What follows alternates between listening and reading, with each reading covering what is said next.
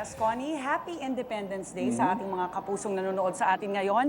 Nakatutok nga kami ni Ivan dito sa Aguinaldo Shrine sa Kawit, Cavite, kung saan pangungunahan po ni Senator Panfilo Lacson ang selebrasyon dito po sa balkonahe mismo ng tahanan ng dating Pangulong Emilio Aguinaldo. Mamayang alas 6, meron tayong inaabangang Social Civic Parade. Yan po yung isang malaking highlight ng pagdiriwang ngayong araw na ito dahil ang inaasahan, Rhea, sa Social Civic Parade na ito ay 4,500 ang magpa-participate. Mula po yan sa hanay ng gobyerno at gayon din sa local government unit at gayon din sa pribadong sektor. Magmamarcha po sila mula dito sa fire station ng Barangay Putol o ang Kawit Fire Station papunta dito sa Aguinaldo Park. At pagsapit nga po ng alas 8 ng umaga, dito nga po sa mismong balkonahe, masasaksihan po natin ang pagwagayway ng watawat ng Pilipinas. Simultaneous po yan sa iba't ibang selebrasyon sa buong Pilipinas. Samantala may mga road closures po, mabanggit lamang namin dito sa Kawit.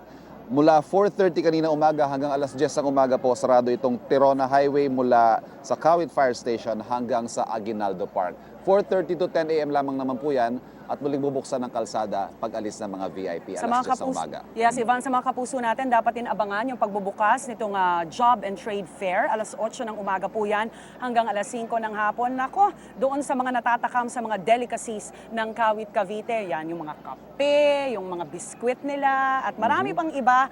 Yan po, i-display po nila yan, magbebenta sila dyan at pati yung job fair sa mga kapuso nating naghahanap naman ng trabaho.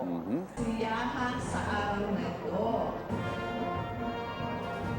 Mga kapuso, nagbabalik po tayo dito sa Kawit, Cavite kung saan nakikita po natin sa ating likuran ang pagdating ng mga nakilahok sa kanilang isinagawang Social Civic Parade. Nauna po riyan ay dumating dito sa Liwasang Aguinaldo ang ating mga senior citizens mula dito sa Cavite.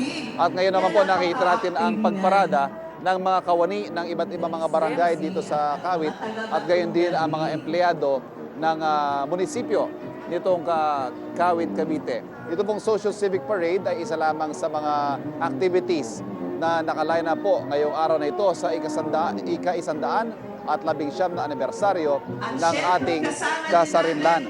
Mamayang alas 8 po ang programa na pangungunahan ni Senador Panfilo Lacson.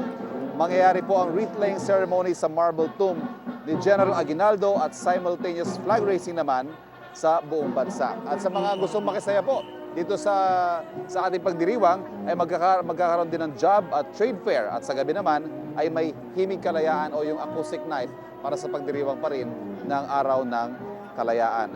Nakikita niyo po sa aking likuran ng balkonahe kung saan nga unang formal na iwinagayway ang watawat ng Pilipinas na sumisimbolo sa kasarinlan natin mula sa Espanya. At sa putubong ito, puntahan na natin ang aking partner na si Rhea Santos. Ipapasyal tayo sa bahay ni General Emilio Aguinaldo. Rhea.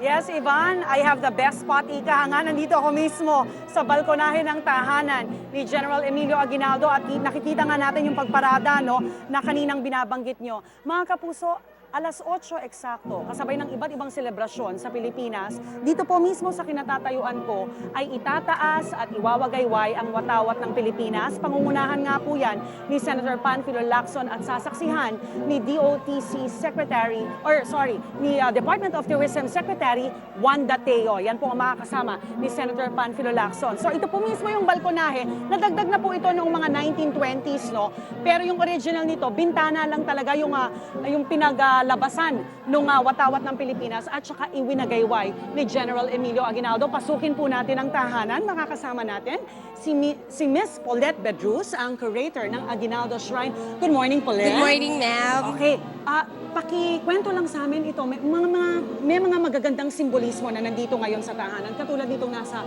taas natin. Ano yan, Paulette? So yung mga mapapansin po natin ng mga symbolism ng nationalism saka ng revolution, kagaya nito, Inang Bayan. Pinapakita nito yung pagnanais ng general na makawala tayo sa pananakop ng mga dayuhan. Itong nilalakaran natin, ito mismo yung main living room, tama ba? Dito, opo. Dito Oo. ma'am tinatanggap ng general yung mga bisita niya nung panahong nabubuhay pa siya dun sa bahay. Okay, marami na bang nabago sa bahay at ano-ano yung mga bagay dito na na-preserve pa?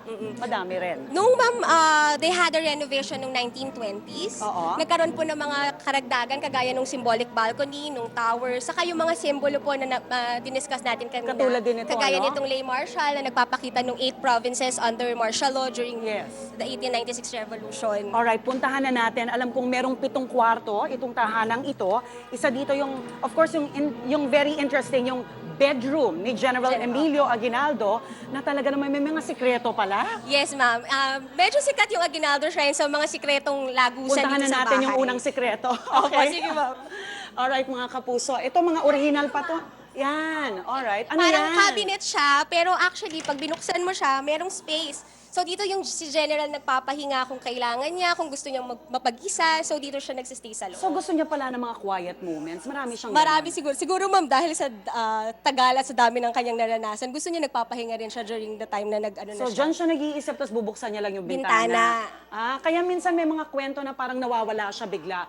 At bukod po dyan mga kapuso, mabilisan lang, no? Ito, isa pang sikretong lagusan. Ito yung papunta sa swimming pool at doon sa bowling alley naman na mahilig din pala sa sports, no? Yes, Si, opo, si General Emilio Aguinaldo.